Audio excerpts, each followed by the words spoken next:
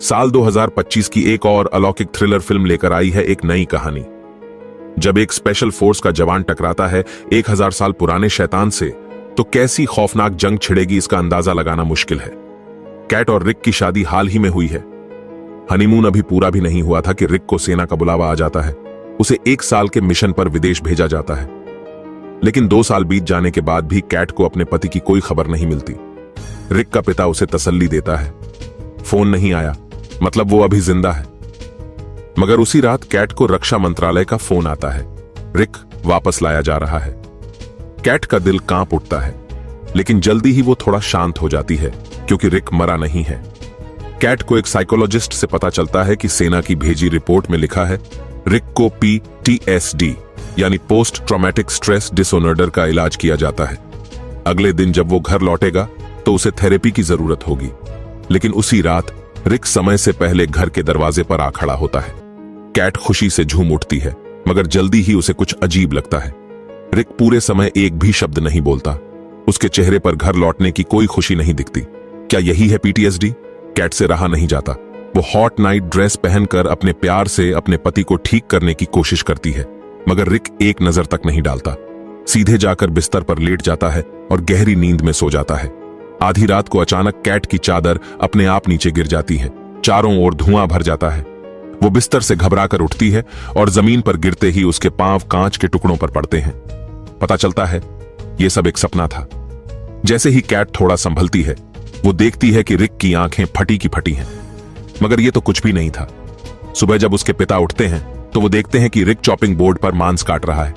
वो दौड़ते हुए उसे रोकते हैं क्योंकि रिक की हथेली पहले ही चाकू से कट चुकी होती है। पता नहीं उसे कैसी गुस्से की लहर आती है, वो अचानक पिता पर हमला कर देता है। अगर कैट समय पर ना पहुंचती तो पता नहीं क्या हो जाता। क्या पता वहां एक और खौफनाक हादसा जुड़ गया हो। कैट तुरंत रिक को लेकर जाती है एक मनोचिकित्सा क्लिनिक। संयोग से उस समय डॉक्टर अन्ना दूसरे मरीजों का इलाज कर रही होती है। ये एक नया ट्रीटमेंट तरीका था। हर PTS मरीज को होता है असली दुनिया से तालमेल बिठाने में मुश्किल, मगर जब वो अपना पसंदीदा मास्क पहनते हैं तो वो खुलकर अपने दिल की बातें कह पाते हैं। दूसरे मरीजों को बेझिझक बोलते देख रिक भी आखिरकार बोल पड़ता है। बताता है कि पिछले 2 साल की जंग के दौरान वो हर पल डर और तनाव में जी रहा था। एक दिन पेट्रोलिंग करते वक्त एक औरत ने अपने शरीर पर बम बांध रखा था। ब्लास्ट में पूरी यूनिट खत्म हो गई, सिर्फ रिक ही बच पाया। मगर कहानी यहीं खत्म नहीं होती। कुछ महीनों बाद उसे फिर से युद्ध के मैदान में भेजा गया। एक रात एक छोटे पैमाने की झड़प के बाद अफसर ने उसे पास की एक गुफा की जांच करने भेजा। रिक जैसे तैसे अंदर घुसा ही था कि दीवारों पर अजीब तरह की चमकती हुई रूनिक निशानियां उभर आईं। वो कुछ समझ ही नहीं पाया था कि तभी एक परछाई उसके सामने से गुजरी। उसने झट से गोली चला दी। जब वो लाश को देखने गया तभी उसका चेहरा अचानक बोलने लगा और उसी पल एक काली धुंध उसके शरीर के अंदर घुसने लगी। अन्ना का मानना था कि यह सब रिक के अपराध बोध की वजह से हुआ एक भ्रम था। उन्होंने सलाह दी कि रिक घर लौटकर मास्क पहनकर देखे, मगर रिक ने वो मास्क सीधा आग में फेंक दिया। बस उसकी आंखें जलती हुई लाल रोशनी में चमकने लगीं। अगली सुबह वो जली हुई नकाब के साथ पास की एक मस्जिद में जा पहुंचा। जब एक साधु ने उसे रोका तो उसने उसे जमीन पर पटक दिया। इस हरकत से सब लोग भड़क गए। तभी मंदिर प्रमुख हबीब ने आकर बीच बचाव किया। वो रिक को अपने ऑफिस में ले गया और पूछा, तुम यहां क्यों आए हो? रिक बोला, मुझे यहां चमेली के फूलों की जानी पहचानी खुशबू आई थी। हबीब को उसमें गहरी बुराई की झलक महसूस हुई। उसने तुरंत पुलिस को खबर दी। रिक की पत्नी कैट भी वक्त पर वहां पहुंच गई। काफी समझाने के बाद आखिरकार पुलिस ने तय किया कि रिक के खिलाफ कोई कार्रवाई नहीं की जाएगी। विदा लेते वक्त हबीब अचानक कैट को रोक लेता है। वो कहता है, इस दुनिया में बहुत सी चीजें हैं जो विज्ञान से समझाई नहीं जा सकती।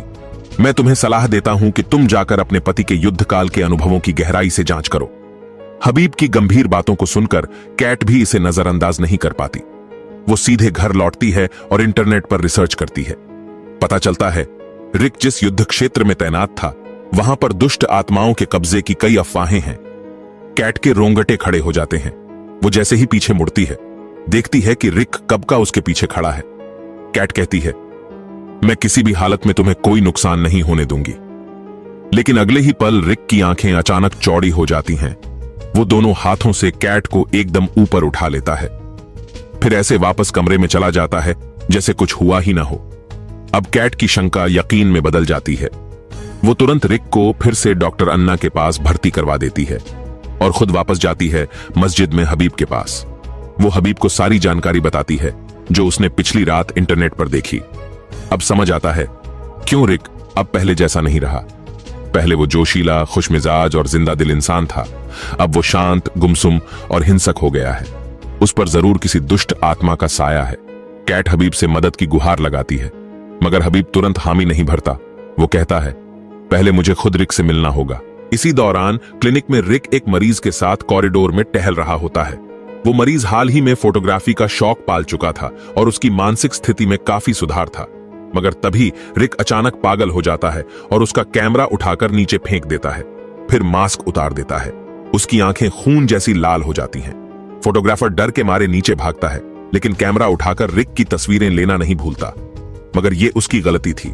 रिक उसे उठाकर हवा में उछाल देता है।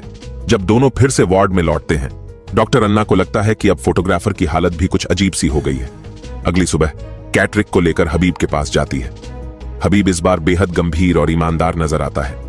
वो खुद जानना चाहता है कि रिक ने जंग के मैदान में आखिर ऐसा क्या देखा था। मगर तभी रिक की आवाज अचानक भारी और डरावनी हो जाती है, जैसे कोई दूसरा इंसान बोल रहा हो। कैट रोते हुए चिल्लाती है, उसे छोड़ दो, ये मेरे पति हैं। उस पर कोई असर नहीं होता। वो बस पीछे मुड़ता है और वहां से चला जाता है। अब हबीब पूरी तरह यकीन कर लेता है रिक के अंदर किसी गहरी रंजिश वाली आत्मा ने घर कर लिया है। जब भी किसी का मन टूटता है, ये आत्माएं उसी वक्त कब्जा करती हैं ताकि वो अपनी काली ताकत को और मजबूत कर सके। हबीब अब तय करता है वो तंत्र और प्रार्थना से आत्मा को निकालने की कोशिश करेगा, मगर उसके लिए पहले तैयारी जरूरी है। ऑफिस लौटते ही वो अपना पारंपरिक पुस्तकालय खोलता है और ढूंढने लगता है कि रिक जैसी स्थिति में पहले क्या हुआ था। वाकई में ऐसे कई केस दर्ज थे किताबों में। तभी अचानक उसके पीछे की बुक शेल्फ जोर जोर से हिलने लगती है। हबीब घबराकर उसे पकड़ने दौड़ता है, मगर वहां से निकलती है चूहों की एक जोड़ी। थोड़ी राहत की सांस लेता है और अपने सहायक को बुलाकर बुक शेल्फ के पीछे एक पवित्र जाल लगाने का आदेश देता है। मगर जैसे ही पीछे दीवार की ओर देखता है, वहां एक अजीब सी निशानी खुदी होती है। हबीब का दिल बैठने लगता है। थोड़ी तसल्ली के लिए वो वॉशरूम की ओर बढ़ता है, मगर तभी ऑफिस से अजीब सी आवाज आती है। दौड़कर वापस जाता है तो देखता है उसका कंप्यूटर धू धू कर जल रहा है। सहायक वही खड़ा है, आंखें लाल, बिल्कुल स्थिर।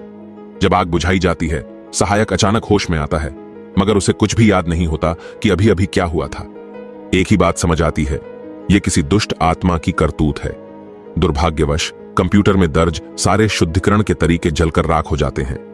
अब उनके पास एक ही रास्ता बचता है, सिर्फ प्रार्थना और ध्यान के जरिए आत्मा को हटाना। उधर मानसिक क्लिनिक में डॉबा अन्ना को उसके असिस्टेंट की रिपोर्ट मिलती है। सारे मरीज जमीन पर लेटे हैं और बुरी तरह तड़प रहे हैं। केवल रिक ही बीच में खड़ा है, बिल्कुल शांत और स्थिर। जैसे ही अन्ना हाथ हिलाती है, सभी मरीज अचानक सामान्य हो जाते हैं।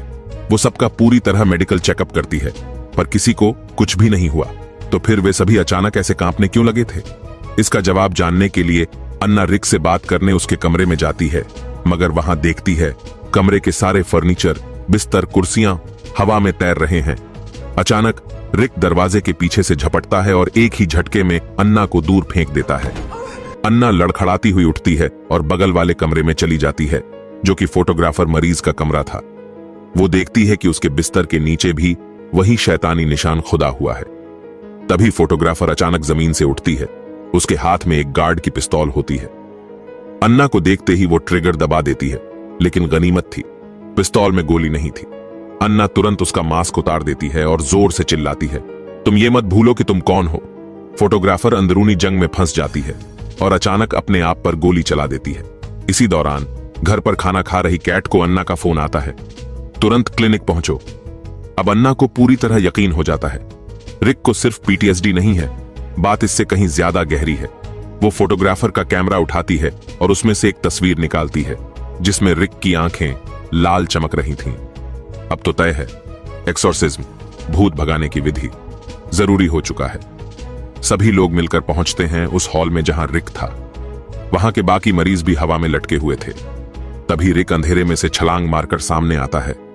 कैट डटकर उसकी आंखों में आंखें डालकर खड़ी रहती है। अन्ना पीछे से तुरंत उसे एक इंजेक्शन देती है, ट्रैंक्विलाइजर, बेहोशी की दवा। आखिरकार जितनी भी ताकतवर हो दुष्ट आत्मा आधुनिक दवाओं के आगे हार ही माननी पड़ती है। सभी मिलकर बेहोश रिक को मस्जिद में हबीब के पास ले जाते हैं। हबीब पहले से तैयारी कर चुका था। उसे पता था कि उस आत्मा को चमेली की खुशबू पसंद है, तो वो इसी को चारे की तरह इस्तेमाल करने वाला था। जैसे ही प्रार्थना शुरू होती है और मंत्रोच्चार गूंजता है, रिक का शरीर बुरी तरह तड़पने लगता है, मगर जल्दी ही वो बंधनों को तोड़ देता है, सीधा खड़ा हो जाता है और सिर घुमाते ही अंधेरे में गायब हो जाता है। सब लोग अलग अलग दिशा में उसे ढूंढने लगते हैं। तभी पीछे के आंगन की दीवार पर चमकते हुए शैतानी चिन्ह दिखाई देते हैं। पता चलता है दुष्ट आत्मा ने रिक का शरीर पूरी तरह नहीं कब्जाया है। वो एक खास रिचुअल के जरिए आखिरी चरण पूरा करना चाहता है। अच्छा हुआ हबीब वक्त पर पहुंच गया। उसने फायर एक्सटिंग्विशर से रिक को फिर से बेहोश कर दिया। कोई समय गंवाए बिना लोग दोबारा शुद्धिकरण की प्रक्रिया शुरू कर देते हैं, मगर तभी चारों तरफ से एक कार धड़धड़ाती हुई उनकी ओर आती है। निकला ये वही आत्मा का असर था जिसने क्लिनिक के बाकी पीटीएसडी मरीजों को अपने वश में कर लिया था और अब उन्हें हमला करने के लिए भेज दिया। अच्छी बात यह थी कि मंदिर के बाहर अब भी कई श्रद्धालु घुटनों के बल बैठे प्रार्थना कर रहे थे। दोनों पक्षों में जल्द ही टकराव शुरू हो गया। इन आत्मा प्रभावित मरीजों का मकसद बिल्कुल साफ था, अंदर चल रहे शुद्धिकरण को हर हाल में रोकना। तभी एक जलता हुआ मोलोटोव कॉकटेल खिड़की तोड़कर अंदर आ गिरता है और फर्श पर भयंकर आग लग जाती है। लेकिन हबीब फिर भी डटा रहता है। उसने तुरंत एक बोतल बचा हुआ जल रिक के मुंह में उड़ेल दिया, पर इसका उल्टा असर हुआ। रिक, जो अब पूरी तरह आत्मा के कब्जे में था, भड़क उठा। पलक झपकते ही उसने वहां मौजूद सभी लोगों को धराशायी कर दिया। कैट जैसे तैसे उठती है और कहती है, क्या तुम अब भी हमारी शादी की कसम याद रखते हो रिक? जहां तुम जाओगे मैं भी वहीं आऊंगी। हम कभी अलग नहीं होंगे। अगर तुम अंधकार में डूबना चाहते हो तो मुझे भी साथ ले चलो। उसका यह सच्चा प्रेम रिक के भीतर की आत्मा को तोड़ने लगता है। रिक अंदर से बुरी तरह लड़खड़ाता है। कैट तुरंत उसका मास्क खींच लेती है। उसके कानों में पति की दर्द से भरी चीखें गूंजने लगती हैं, लेकिन वो डगमगाती नहीं। वो झट से वो मास्क जलती हुई आग में फेंक देती है। गाढ़ा धुआं उठने लगता है, जैसे कोई चीज रिक के शरीर से निकलकर उस मास्क में समा गई हो। उसी पल बाकी सभी मरीज भी एक झटके में सामान्य हो जाते हैं। अब रिक की आंखों में जरा सा भी अंधकार नहीं बचा था। उसके होंठों पर बस अपनी पत्नी का नाम था। सभी लोग इस विजयी क्षण की खुशी में डूब जाते हैं।